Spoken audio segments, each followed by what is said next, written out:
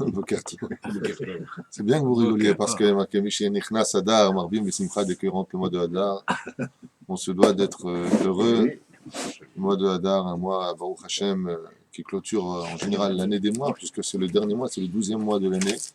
Celui qui, Bezrat Hashem, précède le mois de Nissan, qui est le premier mois de l'année juive. Donc, Bevadai, qu'on rentre en joie, puisque c'est un mois où le Shefa, les anges, se nourrissent, comme on l'a vu hier, Alpi Kabbalah, que les anges se nourrissent de la joie des enfants d'Israël. Quand on est heureux, on donne de la force aux anges, ceux qui sont responsables de l'abondance des cieux vers le bas, et que plus un homme est heureux sur terre, il cherche à être heureux, et plus, bien entendu, il recevra dans ce monde. C'est pour cela que la richesse ne dépend pas de la quantité que l'on possède, mais de la morale que nous apprivoisons tous les jours. Ce que nous arrivons à nourrir dans notre morale, c'est-à-dire en voyant les choses de façon positive, et bien automatiquement, on nourrit de la joie en soi, et de ce fait, on nourrit les anges, et de ce fait, on est content de ce que nous avons, et ainsi de suite. C'est un sujet qu'on a déjà vu hier, donc on ne reviendra pas dessus. Aujourd'hui, on commence un nouveau titre, l'amour de ceux qui étudient la Torah, le domaine dans lequel on se doit, Bezrat Hashem tous, de travailler nos vertus, pour la simple et bonne raison, c'est que, d'abord et avant tout, il faut connaître un titre pour lui-même, c'est que tout celui qui n'aime pas les sages de la Torah, ou tout celui qui n'aime pas les rabbanim, finira tôt ou tard par dire du mal d'Hachem et ne plus adhérer à Dieu. Car comme on l'enseigne dans la Gemara à propos de Rabbi Shimon Maasoni, comme Dieu le demande aux enfants d'Israël aussi dans la Torah, et Hachem Elokecha tira, l'Éternel ton Dieu tu craindras, on voit que si une personne, dit Rabbi Shimon Maasoni, vient voir le mot et vient toujours rajouter et Hachem Elokecha tira, l'Éternel ton Dieu tu craindras, vient toujours rajouter. Qui est-ce que ça vient rajouter le mot et? Les rabbanim. Et Hachem Elokecha tira vient rajouter les rabbanim. De là, on voit que celui qui, chas shalom, ne respecte pas les sages de la Torah, n'a pas de respect pour eux, ne les aime pas, finira automatiquement, puisque l'un est lié à l'autre, et Hachem. Eh bien, d'ailleurs, le mot et en hébreu veut dire aussi avec. D'accord? Donc, il faut savoir que l'un ne va pas sans l'autre. Si tu n'aimes pas les sages qui étudient la Torah, si tu commences à critiquer les rabbanim, c'est qu'une question de temps, ne t'inquiète pas, tu finiras par détester à Dieu de la même façon et remettre toute sa Torah en question, et ensuite vivre, entre guillemets, cette liberté, pseudo-liberté, qui est tout simplement le mauvais penchant qui est dans le cœur, écouter des musiques interdites par la Torah, et puis s'habiller comme un non-juif, et puis je vis ma vie, je n'ai pas besoin de me déguiser religieux pour toutes ces paroles à deux francs 6 sous, qui, en fin de compte, n'ont fait qu'éloigner les gens, et quand ils finissent leur vie, on les enterre, et puis on les oublie vite, malheureusement. Mais quand on voit que Baruch Hashem, les grands de la Torah se sont attachés à l'arbre de vie, quand on les enterre, même s'il y a 2000 ans on parle d'eux, même s'il y a 3000 ans on parle d'eux, ils restent au-dessus de nos têtes dans des... Cadre. Pardon? Cadre. Dans des cadres, oui, non, non, mais c'est vrai, on les met à la maison. On les met, on les regarde, on les vénère, on va à leur iloulotte. Et puis quand il s'agit de notre propre grand-père ou arrière-grand-père, ça n'intéresse pas grand monde. Pourquoi? Parce que celui qui s'attache à la Torah qui est éternelle, automatiquement s'attache au monde de l'éternité, et donc les années n'ont plus d'importance pour lui.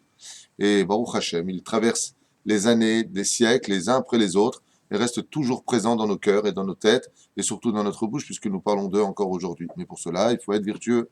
Donc arrêtez de se remplir de soi-même, et essayer de se dire une fois qu'est-ce que Dieu attend de nous, même si effectivement, on peut aussi servir Hashem habillé comme on est habillé. Ça, c'est un autre sujet. Bien.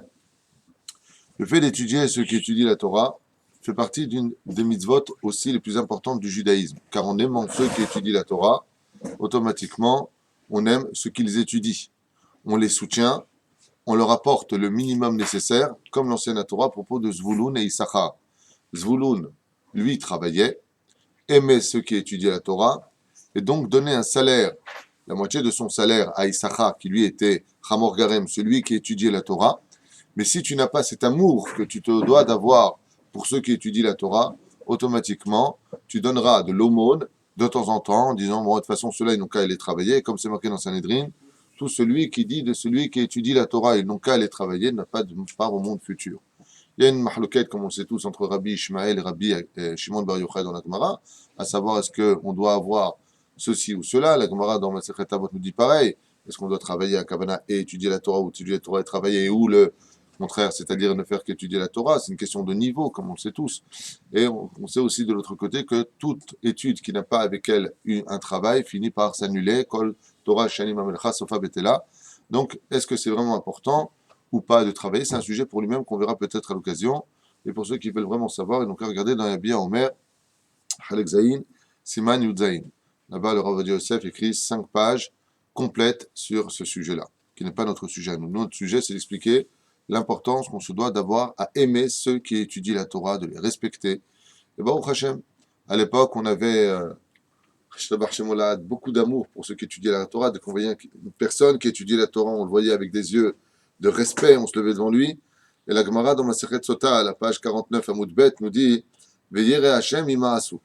La dernière génération, celle qui correspondra à celle du Mashiach, quand on verra un homme représentant le monde de la Torah, entre guillemets, imaasu. Ça veut dire quoi? On en aura marre de lui.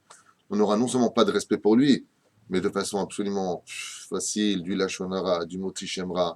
Toute la Averot, on fera sur lui. Le problème qu'il y a, c'est que celui qui touche à celui qui étudie la Torah, je ne parle pas aux charlatans, je parle des gens vraiment qui étudient sérieusement la Torah. Pas des gens qui réchauffent les bancs. Okay? Ceux vraiment qui étudient la Torah, eh bien, il faut savoir que ça touchera automatiquement Hachem. Tout celui qui touche au l'homme de Torah touche à Dieu, comme on l'a déjà vu. Alors, le premier sujet qui dit ici, celui qui aime, dit le Baal Peleyoet, des gens qui étudient la Torah, pourra se vanter et dire, moi j'aime Dieu. Pourquoi? Parce que les représentants d'Hachem sont les Lomdei Torah. Comme c'est marqué dans la Torah à propos de Rivka, Rivka a mal au ventre par le fait qu'elle soit enceinte. Va-t-elle Rivka l'idrosh et Hachem? Elle est partie voir Dieu. Et là-bas, il est marqué, Rashi intervient et dit, elle est partie voir Shem et Ever. Alors, pourquoi? C'est Dieu, eux. Mais là, on voit que les représentants d'Hachem sont les rabbanim. Quand on veut rencontrer Hachem, on va voir un Rav, chez Elat Chacham, un vrai Tamid Chacham, comme à la Vachalom, le Rav Mordechai Eliyahu, Rabbi Moshe Ederi à la Vachalom, ou on va voir le Rav Yosef Shlita, tous les grands d'Israël, on va les voir, et Zekeilou, c'est comme si on est parti voir Hachem lui-même. Donc automatiquement, les aimer, c'est aimer Dieu. Kimi sheshlo oev neeman, ou oev gam kemet banav, ou vne beto. Car pourquoi on dit ça? Il donne un très beau machal ici. Il dit car quand on aime vraiment quelqu'un, on l'aime lui et sa descendance, ses enfants à Kavana. Donc qui c'est lui? C'est Hachem. Qui sont ses enfants? Les Talmidei Chachamim, ceux qui étudient la Torah. Qui les kartov natati lachem torati al ta'azovu. Dieu avait une fille entre guillemets qu'on appelle la Torah, d'accord? Il a demandé donc à ses enfants, les enfants d'Israël, de devenir en fin de compte les gendres de Dieu, puisqu'en épousant la Torah, nous le devenons. Celui qui dit du mal de son fils, de sa fille ou de son beau-fils, ou de son fils, peu importe, eh bien, automatiquement, dit du mal d'Hachem. Maintenant, vous savez que l'amour se traduit par 2 couloirs dans la vie, les 2 couloirs qui mènent à l'amour. Il y a l'amour au niveau du cœur, c'est le premier couloir, donc j'aime l'autre, je le pense. Et il y a l'amour au niveau de l'action. Il y a donc le fait d'agir. Pour aimer un chacham, il faut avoir les deux. Comme par exemple, tout celui qui offre un cadeau à un Talmid Chacham, c'est comme si qu'il a fait un korban, toda. Il fait une kapara.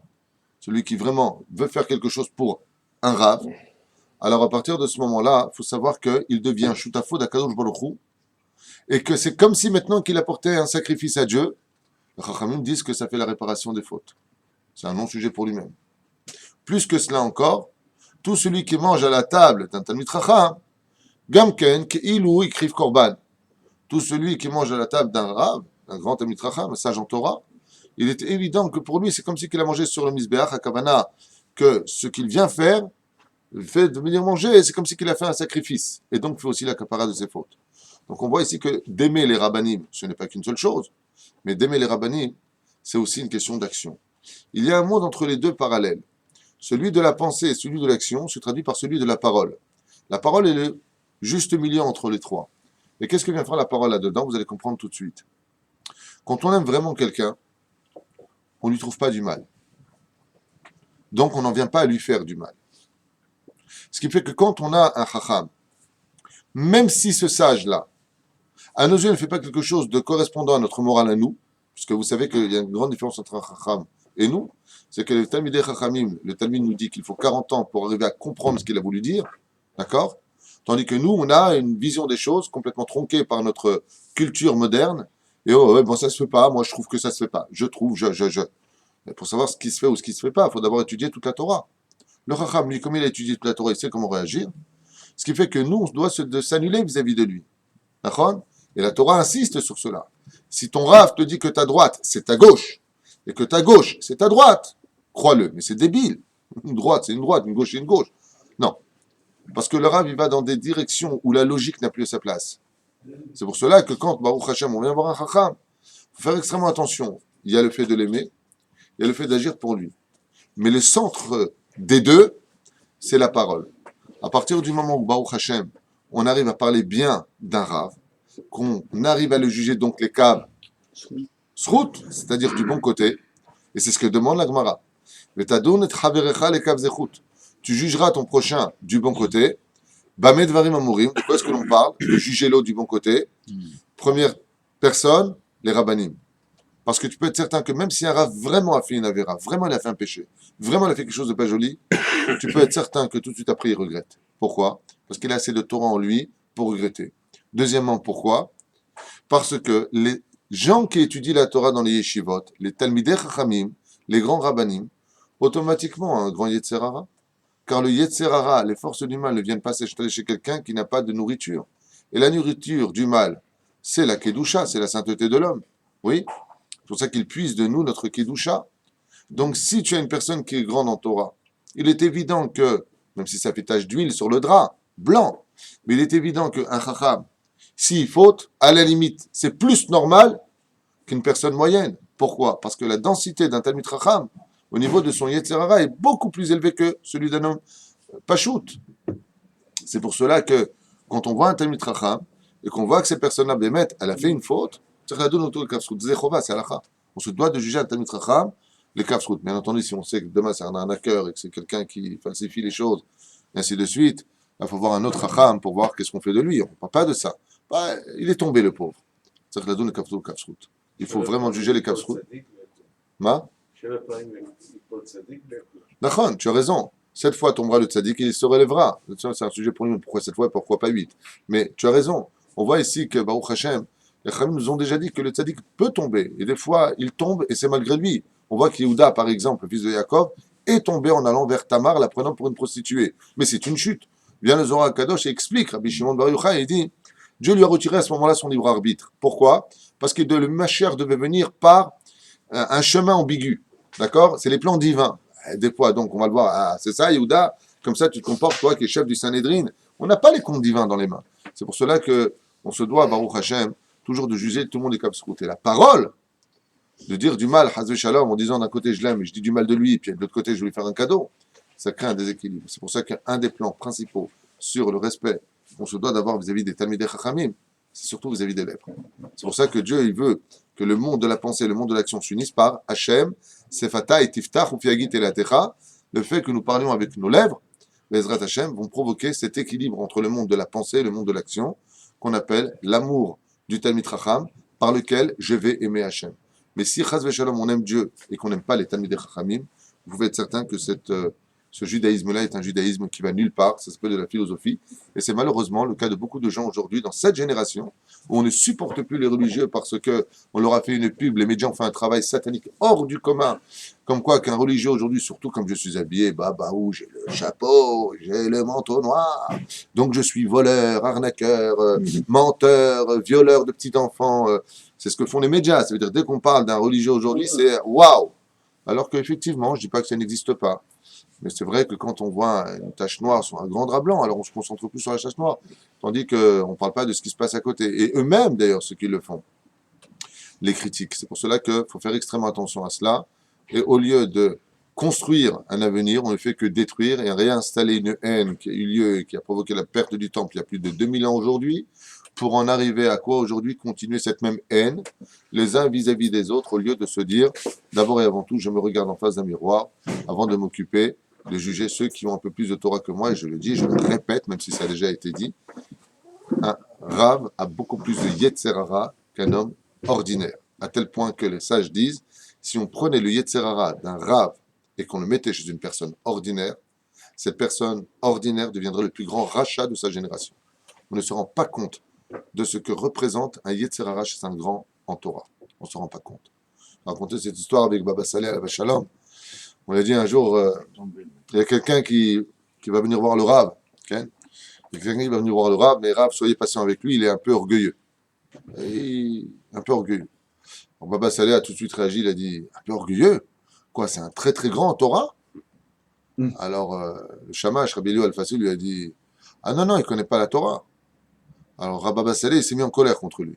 Il lui dit, mais comment tu oses dire de lui qu'il a de l'orgueil s'il n'a pas de Torah en lui? De quoi un homme peut s'enorgueillir dans ce monde s'il n'a pas de Torah? Non, mais je veux dire par là, il est un peu, peut-être un peu... Même s'il en a.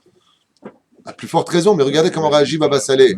Si tu me dis que c'est un grand Torah et qu'il a de l'orgueil pour Baba Saleh, c'est normal. S'il est grand Torah, il y a beaucoup de Yetzer Hara. Bien entendu, on doit travailler ça. Ça ne va pas justifier malgré tout le tout. Mais je veux dire simplement que dans notre amour qu'on se doit d'avoir des autres, il le dit ici, le Péléoët. Tu ne peux aimer un sage, dit-il ici, que si tu le juges les kafsrout. Car le moyen qui mène à l'amour, c'est de trouver le kafsrout. Et on le voit. Quand vous voyez une mère qui change son fils, d'accord, et que le petit fait des dégâts partout, elle n'en vient pas à le maudire, elle n'en vient pas à le frapper, elle n'en vient pas à tout ça. Oh, le pauvre, il est tombé. Oh, le pauvre, c'est pas grave, t'as qu'à jouer, c'est pas un problème. D'accord? Pourquoi? Parce qu'elle aime. Quand on aime, on ne compte pas. Vous connaissez le principe. C'est pour ça que quand on a un amour pour ceux qui étudient la Torah, alors automatiquement, on devient, malgré soi, un peu choutaf de cet amour que l'on se doit d'avoir pour les autres. J'aimerais d'ailleurs, à cet insu, raconter une histoire que je lis dans le livre Avatraïm. Histoire que j'ai racontée il y a longtemps et qui me sert toujours de symbole. Bien entendu, on ne peut pas jouer avec Hachem. On ne joue pas avec Dieu. Vous savez tout ça. On raconte comme ça une fois qu'en Tchécoslovaquie, près de 130 ans de cela, il y avait un homme qui était extrêmement mécréant, rachat. On l'appelait le doyen de l'université des mécréants.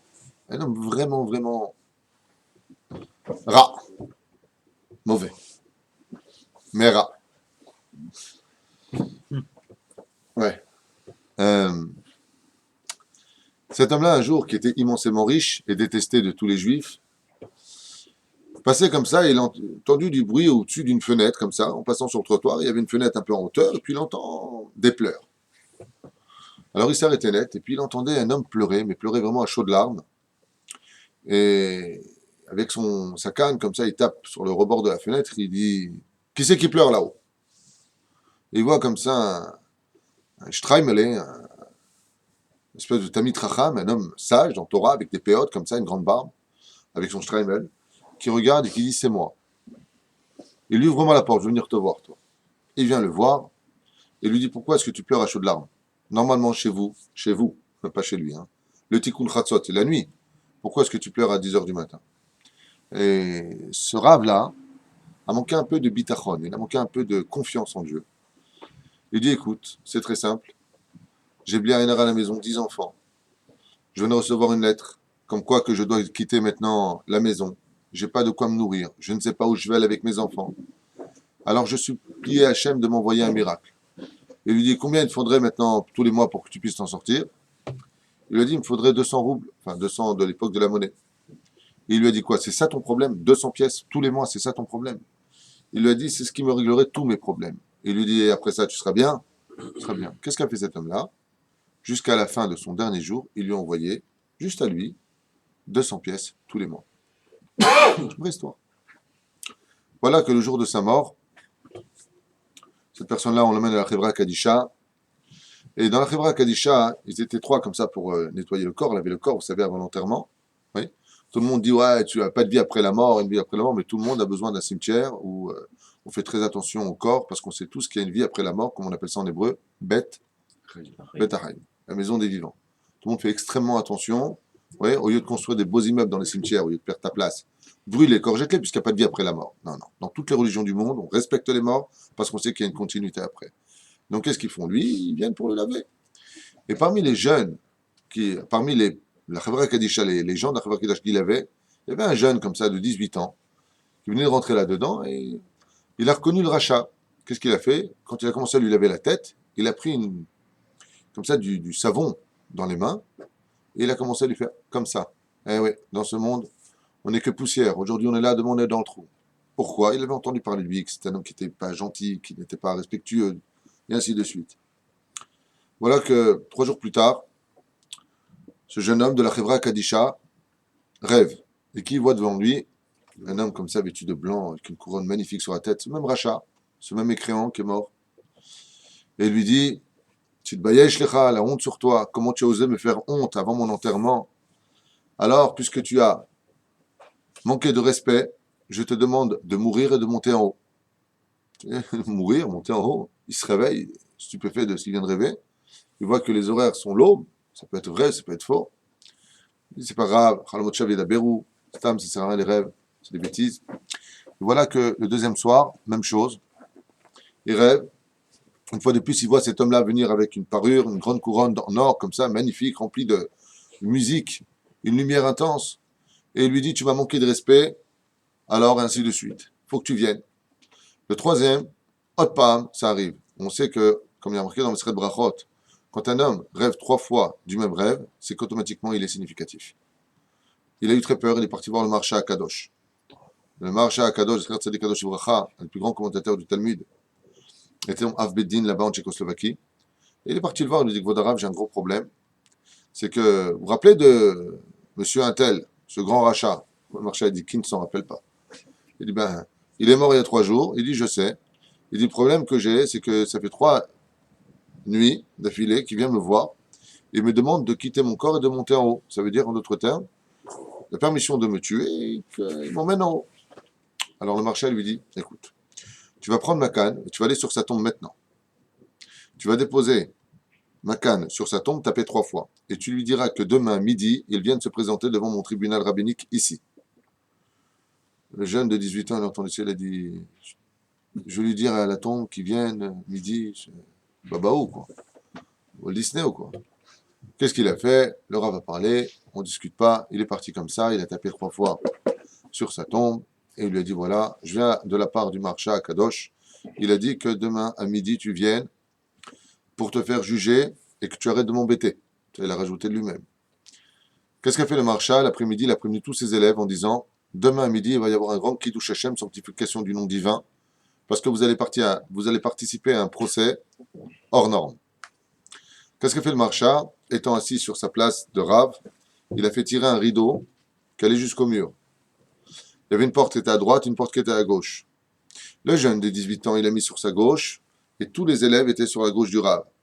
De l'autre côté du rideau, à midi tapant bidiouk, on tape à la porte s'ouvre, tout le monde essaie de regarder comme ça à travers, mais qui est rentré? Comment c'est possible? Il voit personne. Mais la porte s'est ouverte et elle se refermait. À ce moment-là, le marché il regarde le rachat, il dit, tiens donc, il avait raison, monsieur vient avec des couronnes d'or sur la tête, habillé avec une belle robe blanche, Kevodo, mon Arbim Komo. Il lui dit, voilà, je voudrais comprendre, qu'est-ce que tu veux chez lui, pourquoi tu veux qu'il meure pour qu'il aille en haut se faire juger.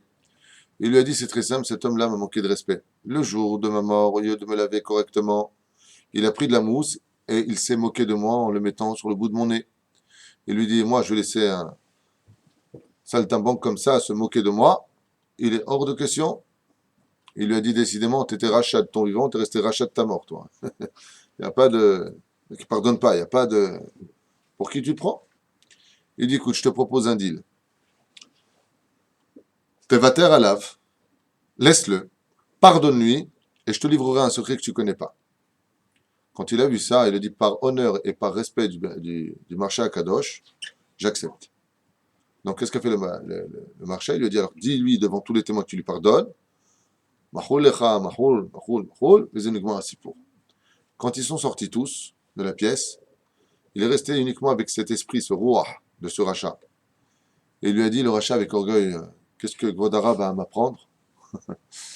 Et il lui dit, avant que je t'apprenne quoi que ce soit, j'aimerais que tu me dises comment est-ce que c'est possible qu'un homme aussi bas que toi, aussi mécréant que toi, aussi ridicule que toi, avec une vie aussi pauvre, comme, même si tu étais riche, comment tu as pu t'en sortir aussi facilement, ne serait-ce qu'après 3 jours après ta mort? Le jugement, comment t'as fait? Il lui a répondu, je vous donnais mon secret. Voilà. Une fois, j'ai rencontré il y a très longtemps un homme qui pleurait, patati patata, qui étudiait la Torah, et je l'ai soutenu financièrement. Je l'ai soutenu financièrement toute ma vie jusqu'à la fin de mon dernier souffle. Ce que je ne savais pas, répondu cet homme-là, c'est que quand un homme étudie la Torah et qu'on le soutient, on prend 100% de ses mitzvot. C'est pas 50-50. Car la Torah, c'est comme une flamme. Avec une seule allumette, on peut allumer autant d'allumettes que l'on veut, sans pour autant retirer la moindre intensité de la flamme. Ce qui fait que je me suis retrouvé avec tellement d'anges blancs qu'ils ont créé une muraille entre les démons que j'ai créés avec mes avérotes, avec mes péchés, et moi qui étais de l'autre côté. Et l'étude de la Torah, avec tellement Torah Keneget Kulam, était si intense que ces démons-là, ces forces maléfiques que j'ai créées par mon orgueil, par ma façon de parler qui n'était pas jolie, et ainsi de suite, m'ont protégé. Et voici qu'est venu un ange qui s'appelle Yahvé. Yahvé, vous savez que c'est l'ange de la Torah. M'a déposé une couronne sur la tête en me disant Ashrecha Beni. Heureux est ton sort, mon fils, qui a soutenu la Torah. C'est pour cela que jusqu'à aujourd'hui, je suis habillé comme je suis habillé, et que de l'autre côté du rideau se trouvent des milliards d'anges maléfiques qui veulent me descendre dans les forces du mal, dans le Gehinam, dans l'enfer. Le marchand lui dit sache que tu ne m'apprends rien, et je le sais. Il avait le roi HaKodesh, contrairement à nous qui avons le roi HaKodesh. Il lui a répondu et je vais te dire, c'est très simple. Si je t'avais laissé faire et que tu avais pris l'âme de ce jeune homme et que tu l'aurais emmené devant le tribunal rabbinique d'en haut, automatiquement tu aurais dû donc quitter ta muraille. Donc en l'accusant, tu te condamnais directement à descendre au plus profond du Gehinam, comme ça lui a dit le marchand. C'est pour cela que je t'avais dit, si tu lui pardonnes, je te livrerai un secret. L'histoire finit plus ou moins comme ça. Alors bien entendu, d'entendre une histoire pareille, c'est très dangereux, parce que quelqu'un d'imbécile, qu'est-ce qu'il dirait tout de suite dans ses calculs? Ouais. Ah, ben c'est très simple, je vais faire plein d'avérotes, je vais envoyer, combien ça coûte un avraire? 2000 shekels par mois, je vais lui envoyer l'oseille, il me c'est pour, non, ça marchera pas. Lui, c'est parce qu'il ne le savait pas, il ne connaissait pas la vraie valeur de la Torah. Seulement, on a vu une chose, il a pris en pitié un rave, il a eu dans son cœur un sentiment pour quelqu'un qui étudie la Torah. On a vu que Baruch Hashem, la plus belle assurance vie d'un homme, ce sont ses actions. Chaque fois que cet homme a étudié un mot de Torah, comme c'est marqué dans le livre Binyan Olam, le premier Pérec, chaque mot qu'un homme prononce de Torah, il crée un ange blanc. Automatiquement, celui qui le soutient se partage à 100% cette mitzvah-là. C'est pour cela que nous, on doit faire extrêmement attention d'aimer les Talmidei Chachamim, de soutenir ceux qui étudient la Torah. Parce que, comme on le sait tous, c'est le din Mishnah. Im en kemach, en Torah. Ve'im en Torah, en kemach. S'il n'y a pas de subsistance sur terre, s'il n'y a pas de pain, mais que s'il n'y a pas d'argent pour ceux qui étudient la Torah, on ne peut pas étudier la Torah, c'est pas évident. On va étudier la Torah dans beaucoup de soucis, même si on sait que de l'autre côté, celui qui étudie la Torah qui a beaucoup de soucis a beaucoup plus de mérite que celui qui étudie la Torah avec moins de soucis. C'est sûr qu'on est là dans ce monde pour ramasser des mitzvot et du srout. Ah ben de l'autre côté, s'il n'y a pas ceux qui étudient la Torah, le monde redevient tohu bohu. Automatiquement, le monde se retourne. Donc on se doit d'avoir une shoot-à-foot, une espèce de coordination, d'association parfaite entre le peuple d'Israël qui n'étudie pas la Torah, mais qui va étudier, bien entendu, obligé d'étudier la Torah, au moins 1 heure par jour. Comme c'est marqué dans les Yoshua, Perek Aleph, Pasukret, l'homme se doit d'étudier jour et nuit, le Vadaï. Mais s'il n'y arrive pas, il faut qu'il soutienne. Malheureusement, aujourd'hui, dans cette génération, on en est arrivé à traiter ceux qui étudient la Torah dans les yeshivot, ou ceux qui étudient la Torah dans les kolélim, on les appelle aujourd'hui des parasites. On appelle ça des fainéants. On appelle ça de je ne sais pas quoi. Tandis que dans la Mishnah de Megillah, qu'est-ce qu'on appelle une ville? Qu'est-ce qui va définir une ville dans le monde dans lequel on est? S'il y a Asara Batlanim, s'il y a 10 personnes qui puissent être libres à étudier la Torah, on peut donc définir déjà que ce soit une ville. Et il est curieux que ces mêmes gens qui souvent traitent ceux qui sont dans les yeshivot, je ne parle pas de ceux qui soufflent les bancs, qui cherchent à fuir derrière leurs responsabilités en se cachant derrière des livres de Torah. Je parle des gens qui veulent vraiment étudier la Torah et grâce à Dieu, il y en a beaucoup, contrairement à ce que pensent d'autres. Beaucoup plus que ce qu'ils pensent. Et malheureusement, il ferait mieux de se taire parce qu'ils enseignent des bêtises. Quoi qu'il advienne, ces gens-là, quand ils étudient la Torah, on voit dans la paracha de Noach, tous les ans on retombe dessus. Et tous les ans, les gens continuent, après avoir étudié Noach, à dire des mêmes bêtises. C'est que dans la paracha de Noach, on voit que Dieu veut détruire 5 villes, comme le précise Rashi. C'est pas que Sodome et Gomorrhe, Adma, Tsevaron, et ainsi de suite. Et là-bas, qu'est-ce qu'on dit? S'il y a 50 tzadikim, si je prends 50 tzadikim que je dois diviser par 5 villes, ça me fait combien de tzadikim par ville? 10. Et si j'arrive maintenant à 10 tzadikim, pour arriver au fond, il dit 45, 40, 30, 20 et 10. Si j'arrive à 10 tzadikim par ville, s'il y a 5 villes, ça me fait combien par ville? Parachat de Noach. Slicha, אתה צודק. סליחה, אתה צודק, מחילה. סדום ועמורה, c'est parachat Vaïra. Mechila, צודק. Donc qu'est-ce qu'on voit là-bas? On voit que s'il y a 10 tzadikim, Dieu dit je suis prêt à pardonner, mais 10 divisé par 5, ça fait combien par ville? 2. Donc une chavruta qui étudie la Torah dans une ville, et Akadosh Baruch Hu est prêt à pardonner à la ville. Comment tu peux appeler ça des parasites? Comment est-ce que tu peux venir embrasser le Sefer Torah avec ta petite kippa sur la tête et dire moi je crois en Hachem? Comment tu peux être tellement divisé dans ta tête et imprégné des médias? Pourquoi? Comment c'est possible? De tout temps, de toute époque, les yeshivot ont existé. La Gemara en est pleine. C'est pour ça qu'il faut faire extrêmement attention. Si toi tu as choisi ton chemin, choisis ton chemin.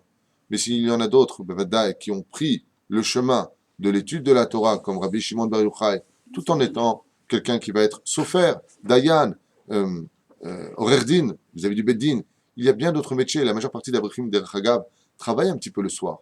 Ils sont enseignants, oui, ils continuent dans d'autres kolélim. Mais n'oubliez pas un détail. Rabbi Hanania ben Akasha Omer Atzakadoul Chou les zakot et Israël. Tout ça, c'est pour donner du mérite à Israël. Les fichach irba lahem Torah mitzvot. Quand on a le srout de soutenir, imaginez que demain, oui, tous les Bahur Yeshivot sortent des Yeshivot, Chas Shalom. Comme on a vu, Avram Avinu, pourquoi il a été puni, il y a marqué dans la Gemara, parce qu'il a sorti les Bahur Yeshivot pour aller libérer son neveu Lot à Sodome et Gomorre. Oui, ils disent 318 Bahurim. Ils disent 318 Gematria Eliezer, il est parti qu'avec Eliezer. Et la Gemara lui reproche d'avoir sorti les Bahur Yeshivot, oui, pour aller justement se battre. Parce que s'il n'y a pas de juifs qui étudient la Torah, alors le monde ne tient plus. Il faut qu'on étudie la Torah. Même si on sait qu'un homme pieux dans ce monde, il y a deux façons de l'être. Il y a celui qui est Yaakov Avinu, Ishtam, le Shevoalim, il y a celui qui est Yosef Tzadik, celui qui est dans le monde de l'industrie, de la construction du pays. Il y a deux Mashiach, le Mashiach ben David, Mashiach ben Yosef. Il faut les deux. Mais qu'au moins, si on a choisi son camp, on ne vienne pas critiquer l'autre, parce que c'est grâce à l'autre qu'on vit. Ce n'est pas par rapport à ceux qui travaillent, je sois très clair, que le monde fonctionne. Même s'ils ont un rôle très important à jouer dans la construction du monde, et devenons aussi les associés d'Hachem, car Dieu a donné le blé, toi tu en as fait un gâteau, kol hakavod. On ne fait pas bracha si on mange du blé, on fait une bracha si on mange un gâteau. Il n'y a pas de problème.